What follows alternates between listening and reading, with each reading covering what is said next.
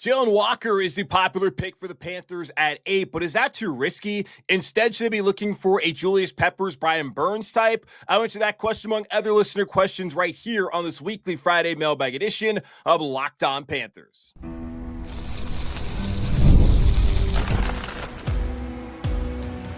You are Locked On Panthers, your daily Carolina Panthers podcast. Part of the Locked On Podcast Network, your team every day. Welcome into another edition of the Locked On Panthers podcast, the part of the Locked On Podcast Network. I'm your host, as always, Julian Council, talking Carolina Panthers with you every Monday, Tuesday, Wednesday, Thursday, and yes, of course, Friday, your team every day. That's our motto here on the Locked On Podcast Network. Thanks for watching the show right here on YouTube and listening wherever you listen to your favorite podcast. Be sure to follow me, Julian Council, over on Twitter and Blue Sky at Julian Council, because today is Friday. And what do I do on Fridays throughout the offseason? I answer your weekly Friday mailbag questions. And we have one more Friday mailbag after this one until the 2025 NFL draft is here. So what you got to do is either at me or DM me over on Twitter at Julian Council or at me over on Blue Sky to get your questions in for next week's edition of the weekly Friday mailbag right here on Locked On Panthers. Today's episode of Locked On Panthers is brought to you by the all-new 2025 Nissan Armada. Stay tuned for the Armada Player of the Week later in the show. Let's get to it. Yet another Friday. Happy Friday to all of y'all. It is Masters weekend, and I am recording this instead of watching the Masters. That's telling you how much I love all of you out there, but also, it is what it is. Let's get into the questions because, of course, we're talking draft. We even got a question about a kicker later on here on the show. Let's start off with Kevin, who's asking about Jalon Walker and how all the signs are pointing towards that being the pick and whether that is the correct pick for the Carolina Panthers in a couple of weeks' time. 2 weeks from now, we'll know who the Panthers have taken at 8th overall, if they do take a player at 8th overall. But Kevin says, all signs seem to be pointing towards Panthers taking Jalon Walker with the 8th overall pick, and I'm okay with that, but all of the Jalon Walker / Frankie Louvu comps are giving me pre-purchase anxiety. Not that Louvu wasn't great, but shouldn't we be looking for the next Burns or Peppers? Well, yeah, Kevin, the Panthers should always be looking for the next Hall of Fame edge rusher, which Julius Peppers was. And, well, Brian Burns, he ain't quite that, but he was a really good player when he was here in Carolina. And so far, things are going fine in New York, and I think he will end up having an excellent career. I don't know if he's going to be in Canton like Julius, but yeah, I think every single draft, it would be wise, no matter who's on the roster, to be looking for the next Julius Peppers. But I understand what you're asking. Should they be looking for like this versatile type or more of a true edge rusher is what you are asking me here on the show today. And I appreciate that question. I do find it interesting, the Louvu comp. Like, there's the versatility that we saw, especially when Phil Snow was a DC. That was when Frankie really had his best season in Carolina, when he was able to play inside, could also be used as an edge rusher or blitz from the interior. Didn't see too much of that once Ejiro Evero came to Carolina and was the DC, and because of the scheme and the role he was going to have in this scheme, he actually took less money to go up to Washington to play under Dan Quinn. And you saw Dan Quinn utilize him in the same way he utilized Micah Parsons when Dan Quinn was a DC in Dallas. Now, Micah Parsons, Frankie Louvu, not apples to apples, but how they were used in that defense, very similar. So you compare that to how Ejiro Evero used them, and you wonder if you do get another player like a Frankie Louvu type, which could be Jalon Walker, who was a Butkus Award winner, can play off ball, can play edge, can do it all. And the versatility is what's really enticing, and the leadership that he's displayed down there in Athens also, and the culture setter that he can be. He seems like the ideal pick for Carolina, can check multiple boxes from the area too. That's always great. Not necessarily important, but also cool in terms of if he becomes a Panther. I look at that as really intriguing, but man, is he going to be used properly by this DC? But again, this DC may not be here this time next year. So should you be that concerned based off of who's calling the defensive players this season, when long-term, is it still going to be the same guy? In all likelihood, probably not. So I don't know if you can completely tailor it to him, especially in like a make or break year for Ejiro Rivera, and guys that he's wanted, like a DJ Johnson, have not played out. So if he's not a big fan of Jalon Walker, well, maybe that's a good sign that he's actually the right player. But it would be nice if they could just get a true edge rusher, and a guy like Abdul Carter would be ideal. The problem is it's going to be pretty difficult to get him. Now, that takes me into the next question from Nick, who says, per the Boston Sports Journal, the Patriots really like Jalon Walker, assuming that Cam Ward goes 1, Travis Hunter goes 2, Sanders goes 3, and they take Jalon at 4. Who do you think the Panthers pivot to at 8? And do you think there is a possibility of trading up then to take Carter, or do you think he could somehow fall to us at 8? Now, I do not think that Abdul Carter is going to fall to 8. I also don't think Abdul Carter is going to fall to 4. Like, if he's on the board at 4, there's no way Mike Vrabel's not taking Abdul Carter. He's taking him over Jalon Walker. Like, the scenario you put out there, Cam Ward is going number 1 to Tennessee Titans. Number 2 to the Browns, could be Hunter, could be Carter. It feels like with the Giants as well, like they're going to take either Hunter or Carter, whoever's there. Like, I don't know when Shedeur Sanders is going off the board. Actually recorded an interview with Trevor Sikkema on Thursday that you guys are going to hear on Monday for that episode. And we actually go through the top of the draft, trying to figure out who could be there for Carolina and how some of these scenarios could play out. I just don't see the scenario that you've listed being one that happens where Abdul Carter does not go in top 3. Maybe the Giants decide they want Shedeur. They have Russell. They have Jameis. That does not necessarily preclude them, but it is a must-win season, and I don't know if Shedeur Sanders is exactly who you want in a must-win season. We just saw the Browns today on Friday this morning. They went out there and they brought back Joe Flacco, as he may be their quarterback this upcoming season, as Deshaun Watson continues to recover from a second Achilles tear in the last year. So we'll see how it plays out, but man, I don't see a scenario at all that's realistic that Abdul Carter, who arguably is the best player in this draft, is available at 8 for Carolina. He's going in the top 3. And if the Panthers want to get him, it's going to be having to trade up there, probably with New York. Maybe the Browns, if you want to be sure, but New York sounds like the easiest trade to make, where you're not getting completely bent over a barrel because of the relationship that obviously Dan Morgan and Joe Shane have. That led to the Brian Burns trade, and New York had to give up a ton to Carolina last year. That date back to their time up in Buffalo under Brandon Beane. So that would feel like the most realistic scenario for me. In order for Carolina to get Abdul Carter, is if he's still there at 3, you trade up with the Giants. He ain't getting 8. Unless something comes out like character issues over the next week, I don't believe he's going to be there. So that would be the ideal scenario, Kevin, as you asked about getting a Burns Peppers type. I think that's Abdul Carter. He's that body type. That's the kind of guy I'd want. But in order to get him, Nick, you're going to have to trade up, and he's not going to somehow fall to 8 unless, again, character issues arise here over the next couple of weeks heading into the draft. All right, let's take a quick pause, come back, and we'll talk more about edge rushers and then prospects that I thought wouldn't work out in Carolina, but that did, and guys that I believed would, that wouldn't. We'll talk about that here in just a moment on Locked On Panthers.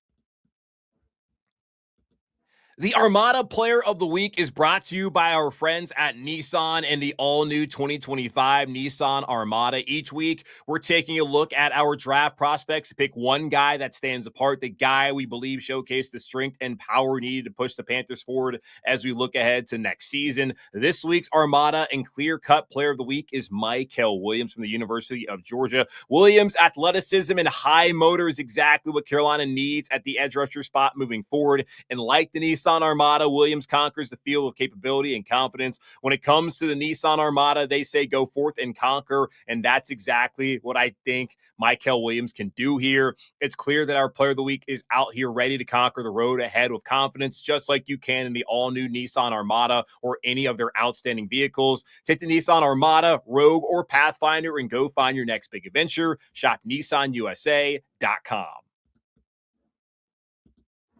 All right, back here on Locked On Panthers, answering your questions here on this Friday. Next Friday is the final Friday ahead of the 2025 NFL Draft. So either at me or DM me over on Twitter or at me over on Blue Sky at Julian Council. Get your questions in for next week's edition of the show. Got Ethan and Colby both asking about edge rushers. Colby saying, so I've heard all these experts, as he puts it in quotes, talk about how the edge class and defensive line is very deep this year. Any chance the Panthers go edge first and second round? Ethan asking, has there been any talk of Carolina being interested in Jack Sawyer or JT Tuimoloau? There we go. Tuimoloau. I practiced that before doing this. Jack Sawyer or JT Tuimoloau from Ohio State. Definitely feel like either or could be a day one starter for the Panthers. I feel like both will be gone early to mid second round, maybe use some of this year's draft capital to obtain an earlier second rounder. What are your thoughts? So, yeah, it's possible that Carolina could double up and go with an edge rusher and not just the first, but the second round, especially if they do get Jalon Walker there at 8.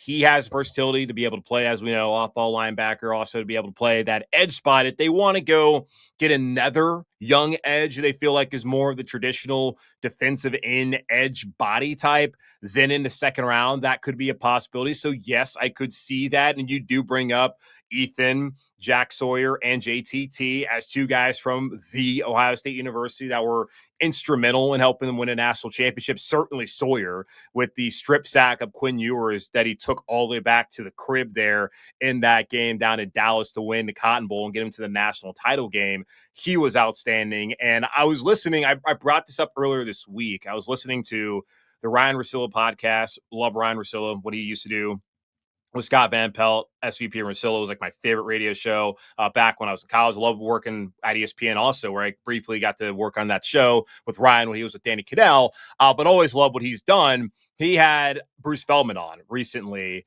and they were going over Bruce's mock, and he asked Bruce about who are some of the players that like you think are that college people think are awesome, but the draft people like aren't super high on. And he brought up Jack Sawyer. Like Jack Sawyer is a super productive guy who spent 4, maybe 5 years at Ohio State and may not have the kind of athleticism and talent that NFL teams are looking at when you look at the draft, especially high picks.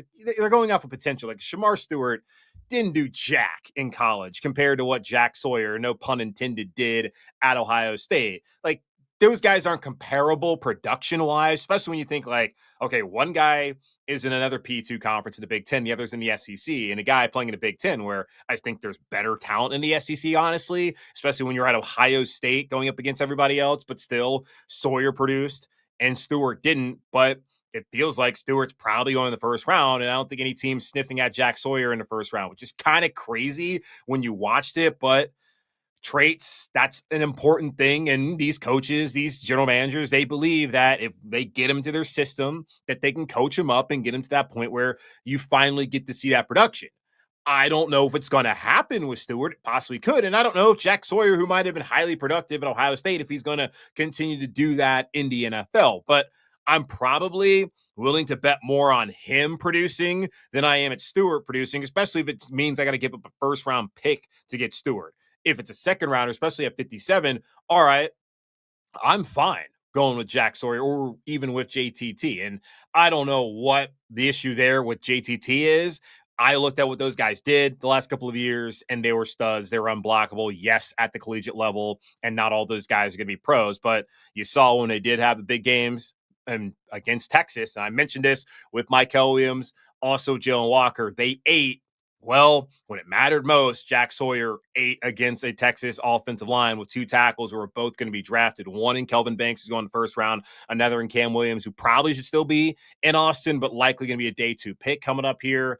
So I wouldn't be mad at either one of those guys from Ohio State if they look at them into the second round that are available. Yeah, go ahead and get that done and double up if they do indeed take Jalon Walker. Not opposed to that at all. Scott asking now, 2 questions. One, has there ever been a draft prospect the Carolina Panthers passed on that you were upset with, but ultimately was the best decision that they did?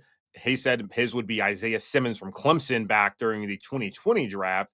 2, has there ever been a pick you weren't sure of the pick the Panthers made and ended up working out really well? He says that KK Short was his, seeing that they took star in the first round of the draft. So you sound, I guess, confused. Why would you take 2 defensive tackles and all that? And we can go back to actually the one that you said about Simmons. I think I was doing like a live, that night I was doing a live like draft deal with Nick Carboni over on WCNC. I think John Ellis is up there, Eugene Robinson as well. It was like the 4 of us. We were doing kind of a live just draft deal. And I was pretty big on Simmons. I think Eugene really wanted to get Micah Parsons, and hey, their former football player knows more than me. Shocker. And then like Derrick Brown had been like the consensus that we had seen throughout the whole process. And I like Derrick Brown. I felt like that would be a good pick, would make a lot of sense. I looked at the versatility of Isaiah Simmons, what he did at Clemson. And I had someone ask me actually on the mailbag, and I guess I'm answering the question now, like why the Panthers never taken a Clemson player. Like, is that some sort of rule? I don't know why they've never taken a Clemson player. If they take Andrew Makuba in this year's draft, he technically is a Clemson player, far more to me than he is a Texas player. He was just there for not even a full year, right? So maybe he was there for a full year. But he's a Clemson guy, and that would count, I would think. I don't know why they've never taken a Clemson Tiger, but I thought that they were going to finally break that streak in 2020 and take Isaiah Simmons. And seeing how Phil Snow was able to utilize guys like Jeremy Chin and like Frankie Louvu, I have a hard time believing it wasn't going to work here. Like, he went to Arizona, and Arizona is the same organization that did not know how to utilize Hassan Reddick. He comes to Carolina, breaks out, and then goes to Philly, been doing what he's been doing. He's been outstanding, one of the best edge rushers over the last couple of years, and let's ignore what happened last year. But he's been really good once he got out of a scheme and a system and an organization that didn't know what they were doing with him. And I feel like, I don't know what happened in Arizona, but I'm guessing that was a lot what happened with Isaiah Simmons. Is he even in the league now? I don't know. Maybe he was just overrated, but that was the guy I felt like Phil Snow could have done a lot of good stuff with. And I didn't even know what Phil Snow was going to do, but now even looking back at it, it's like, damn, what if he came here?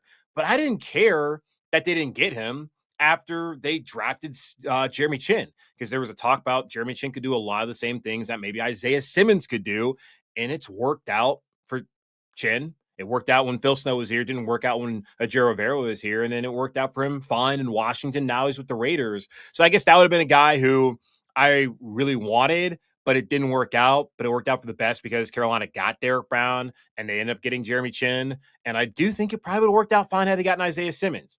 And then as far as a pick I wasn't sure about, I would just say this, like, there's not one right now. And I was looking back at the Panthers, like, I guess if there's a guy I thought was going to be great and then wasn't great, probably Coney Ely, who was brought up here earlier this week by Kyle Krabs of Locked On Dolphins and Locked On NFL Scouting.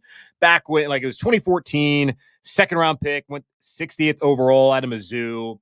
And now is one of those dudes who, coming from that Missouri scheme, and Kyle brought it up, those guys were eating back then in the mid 2010s, and they were going to the SEC title game back-to-back years.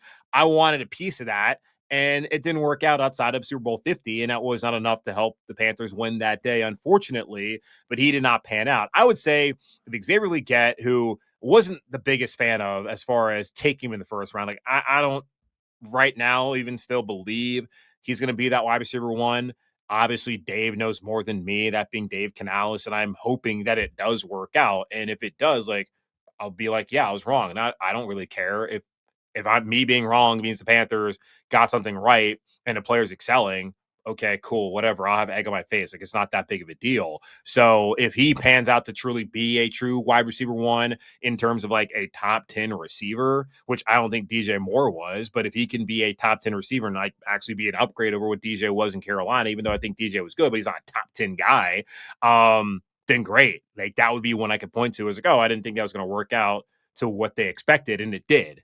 So we'll see. Only time will tell as far as that goes, Scott. So appreciate the questions. All right, take one more quick pause, and I'll come back and answer the rest of your weekly Friday mailbag questions right here on Locked On Panthers.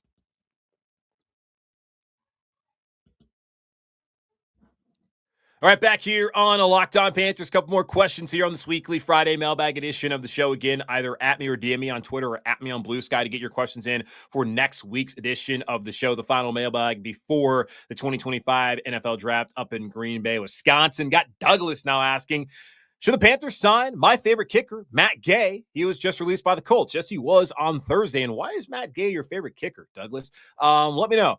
But okay, so here's the situation. It feels like a Matt Gay. Indianapolis a couple years ago gave him a 4-year deal worth $22.5 million, which was the most lucrative contract ever given to a free agent kicker at the time. But that never truly paid off, as Gay only converted 82.1% of his field goals. He went 64 of 78 the past 2 seasons, including a shocking, this is from the ESPN article, 50% success rate on attempts of 50 yards or longer, 11 of 22. Before his time with the Colts, Gay converted 17 of 23 attempts for 50 yards and beyond 74%, including 12 of 15 in 3 years with the Rams. So was better with the Rams, was not great in Indy. They're both domes. So I don't know what the situation is there. Oh, here it is. He battled injuries at the time during the past 2 years, including a hernia that required surgery during the 2024 preseason. He returned in week 2 and said his health was not a factor in his struggles. Maybe it was. Confidence is a big thing. And got to go back to what Mike K told me earlier this offseason about Eddie Pinheiro probably not re-signing in Carolina. And here we sit on April 11th. Eddie Pinheiro still out there on the free agent market. No team has picked him up. And I do find it interesting for a guy who has touted himself to be one of the most accurate kickers in history of the NFL, which technically is correct. But like, relax.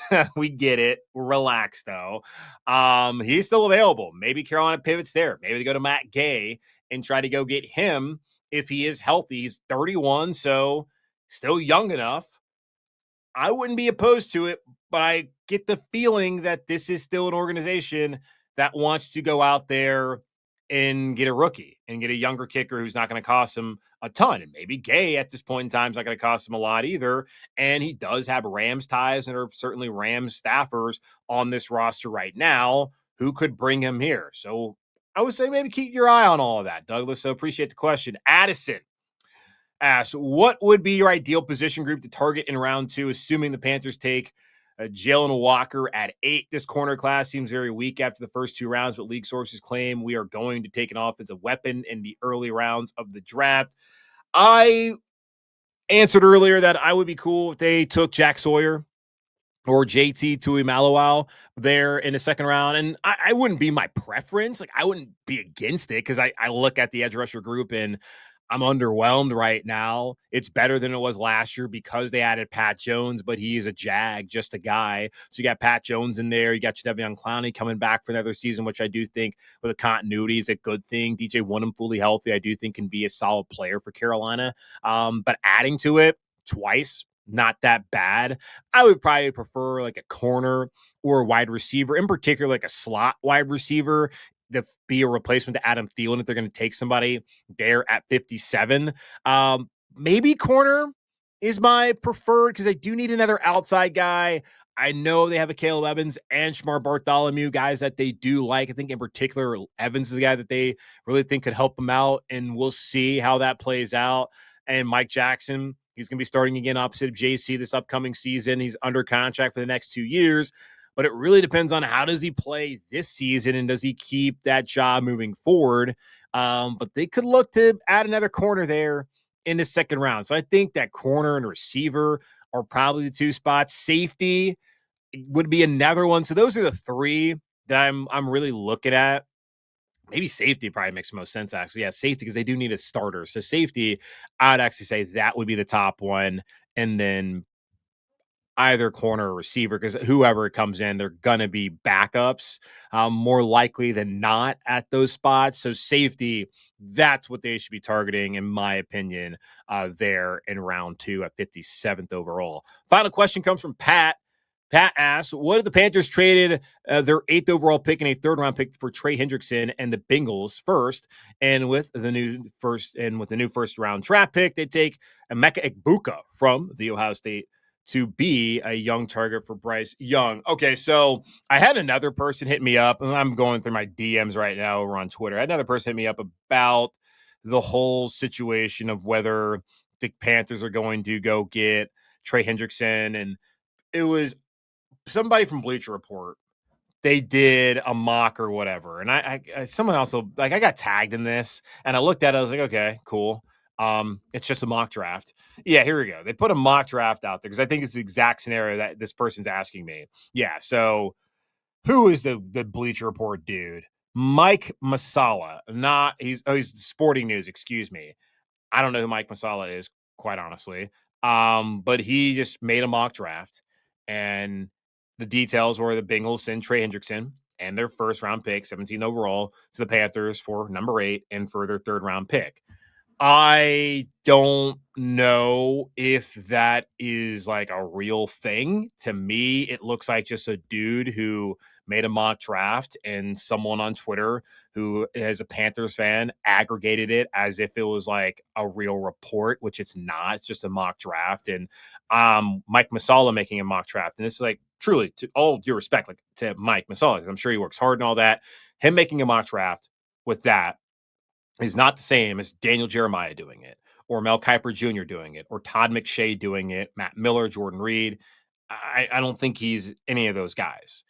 So I wouldn't take that to be anything other than just a suggestion. Now, understand this. We talked to Mike Kay about this as well, about Trey Hendrickson. And Mike told us, look at the scheme they run up in Cincinnati compared to the scheme they run here in Carolina.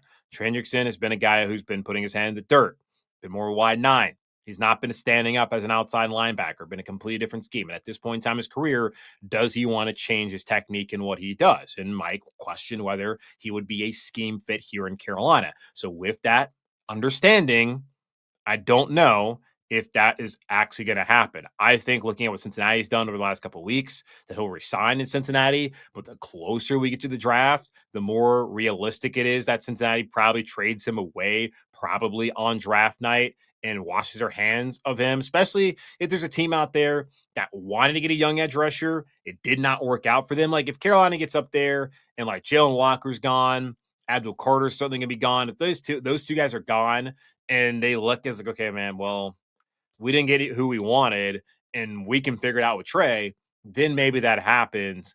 But as far as like the validity of whether that's like a real thing or not, it's just like a mock draft. That's all it is. Somebody's putting it out there. It does not appear to me to be source material. As I've heard no momentum about Carolina being in that Trey Hendrickson like sweepstakes, if you want to call it. So that's where that question comes from. Emeka Egbuka, as far as the second part of that, I like him. Another guy that's interesting that there's not a ton of hype around him. He's the all-time leading receiver at Ohio State. I understand he played there for 5 seasons, but like think of all the guys who've come out of Ohio State in recent years. He's a good player. So I think he steps in and can be a really good number 2. But they already, in my opinion, have one of those potentially in Xavier Liet. But if you want to have 2 number 2 kind of guys, I think that's better than not having one.